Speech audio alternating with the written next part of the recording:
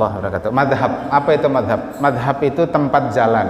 Dalam bahasa Arab disebut dengan ismul makan, tempat keluar.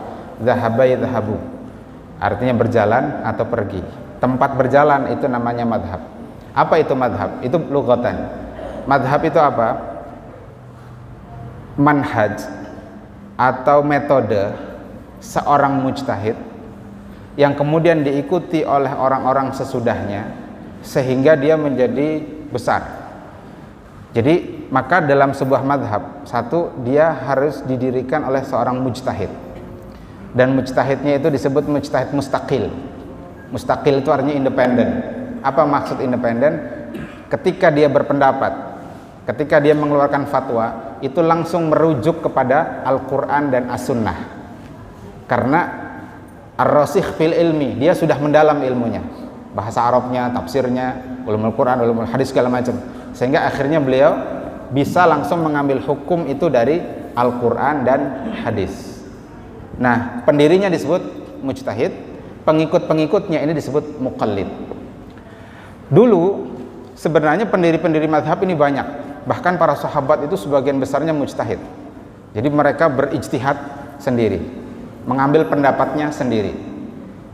Lalu kemudian dalam perkembangannya ternyata yang mendapat dukungan, yang banyak pengikutnya itu kemudian 4 mazhab itu, yakni mazhab Maliki yang pendirinya adalah Imam Malik bin Anas, kemudian mazhab Hanafi pendirinya Imam Abu Hanifah, mazhab Syafi'i pendirinya adalah Muhammad bin Idris Asy-Syafi'i, kemudian mazhab Hambali yang pendirinya adalah Imam Ahmad bin Hambal.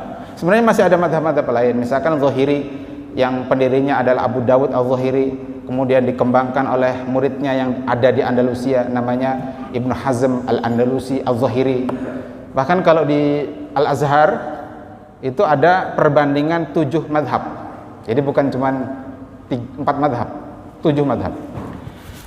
Nah, betul bahwa Nabi SAW dalam satu hadis menyatakan begini, kata Nabi, min ba'di, setelahku itu akan terjadi ikhtilafan katsiran, akan terjadi perbedaan pendapat yang banyak. Lalu wasiat Nabi satu, alaikum bisunnati wa sunnati khulafair rasyidin al-mahdiyyin.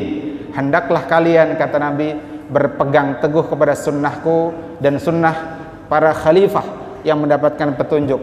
Lalu Nabi mengatakan, addu alaiha bin nawajid, gigitlah sunnahku itu, gigitlah sunnah para khulafa rasyidin itu dengan gigitan gigi geraham. Kenapa disebutkan gigi geraham?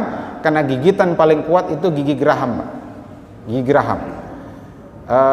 Saat tangan kita sudah tidak kuat memegang, pegang dengan gigi geraham, kata Nabi. Itu untuk gambaran betapa nanti di akhir zaman sunnah Nabi itu akan tercerai-berai, terurai. Makanya dalam hadis Ahmad dari Abu Umamah Al-Bahili, Nabi mengatakan, la yanqudanna aural Islam urwatan, sungguh simpul Islam itu akan lepas satu persatu. Setiap lepas satu simpul, manusia berikat pada simpul yang lain. Lalu Nabi mengatakan, fa awwaluhunna naqdun al-hukmu wa akhiruhunna as-salah. Yang pertama kali lepas dari simpul-simpul Islam itu adalah perkara al-hukum, peradilan, pemerintahan, baru yang terakhir itu adalah as-salah. Dalam hadis lain Nabi juga menyatakan bahwa taraktu fikum amroini, aku tinggalkan 2 perkara, in tamassaktum bihima lam tadillu abadan. Jika kalian berpegang teguh pada keduanya, kalian tidak akan tersesat selamanya. Nabi mengatakan kitabullah wa sunnah Rasul sallallahu alaihi wasallam. Dalam Quran juga disebutkan, fa in tanaza'tum fi syai'in farudduhu ila Allahi wa Rasul. Jika kalian berbeda pendapat tentang segala sesuatu, kembalikanlah kepada Allah dan Rasulnya. Cuman persoalannya begini Pak Ghazali, tidak semua orang itu punya kemampuan berijtihad sendiri. Allah ciptakan manusia ini dengan kadar akal yang bertingkat-tingkat. Ada yang akalnya secerdas Imam Syafi'i, maka lalu orang sampai mengatakan akalnya separuh penduduk bumi ini setara dengan akalnya seorang Imam Syafi'i, saking cerdasnya Imam Syafi'i. Dalam hal bahasa, Imam Syafi'i itu disebut kalamus Syafi'i qawaid fil lughatil arabiyyah.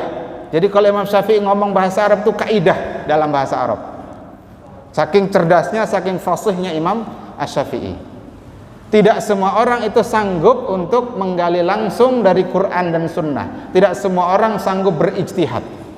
Maka lalu ada perintah dari Al-Quran. Kalau pian bertanya apa dalilnya? Dalilnya dalam Al-Quran disebutkan 2 kali. Kata Allah, fas'alu ahla dzikri in kuntum la ta'lamun. Bertanyalah kepada ahli ilmu.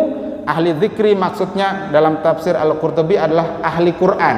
Karena Al-Quran itu disebut dengan al-dzikr. Inna nahnu nazzalna dzikra wa inna lahu lahafizun, kata Allah. Kami yang menurunkan al-dzikra, yakni Al-Quran, kami juga yang menjaganya. Jadi kalau disebut ahli dzikir, maksudnya ahli Al-Quran, ahli bacaan Quran, ahli qiraat, ahli tafsirnya, ahli halal haram, segala macam dari Quran itu. Jadi kalau kalian tak tahu, bertanyalah kepada ahli dzikri.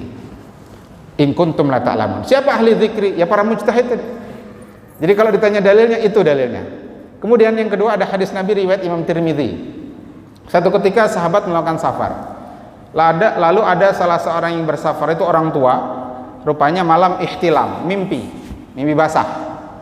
Lalu kan mandi wajib nih. Dia tanya kepada para sahabat, saya ini mandi basah, saya ini mimpi, tapi kepala saya ini bocor, luka. Lalu dia bertanya, hal tajiduna rukhsatan li, apakah kalian mendapati rukhsah bagiku? Kepalaku ini nah luka. Mandi itu seluruh awak, isalul ma fi kullil badan, ke seluruh tubuh. Tapi kepala luka gimana? Lalu para sahabat mengatakan begini. Para sahabat mengatakan, lam najidu rukhsatan lak. Kami tidak menemukan rukhsah bagimu. Jadi engkau tetap harus mandi junub seperti biasa. Kepala disimbur dan seterusnya. Apa yang terjadi, Pak? Rupanya lukanya itu infeksi. Akhirnya orang tua itu meninggal. Nah, kejadian itu disampaikan kepada Nabi Shallallahu Alaihi Wasallam. Lalu Nabi mengatakan, kalau kalian tidak tahu itu bertanyalah. Syifaul ai as-su'al, kata Nabi. Obat kebodohan itu bertanya. Nah, tentu kalau disebut bertanya berarti orang itu tidak mengerti langsung hukum Quran Sunnah. Kepada siapa dia bertanya? Ahlu dzikri. Nah, ini dalil saya kira yang jelas bahwa bagi orang-orang yang tidak sampai pada level mujtahid, maka statusnya muqallid, mengikut. Kepada siapa dia mengikut? Kepada mujtahid. Siapa mujtahid? Ya tadi nama-namanya sudah ulun sebut. Ya makanya bagusnya penceramah itu, Pak, ketika berceramah itu menyampaikan ini pendapatnya Imam Syafi'i, ini pendapatnya Imam Ahmad, sehingga ketika jamaah itu menukil, pian jangan katakan itu pendapatnya Ustadz Wahyudi, itu bukan pendapat ulun. Ulun tidak alim, ulun jahil, ulun cuma mengutip para ulama saja. Jadi ketika pian diskusi, ketika pian ngobrol kepada sahib pian katakan menurut Imam Syafi'i yang disampaikan oleh Ustadz Wahyudi. Jangan pengen katakan menurut Ustadz Wahyudi. Saya tidak berpendapat. Ulun cuma menukil pendapat para ulama. Wallahu taala alam bisawab.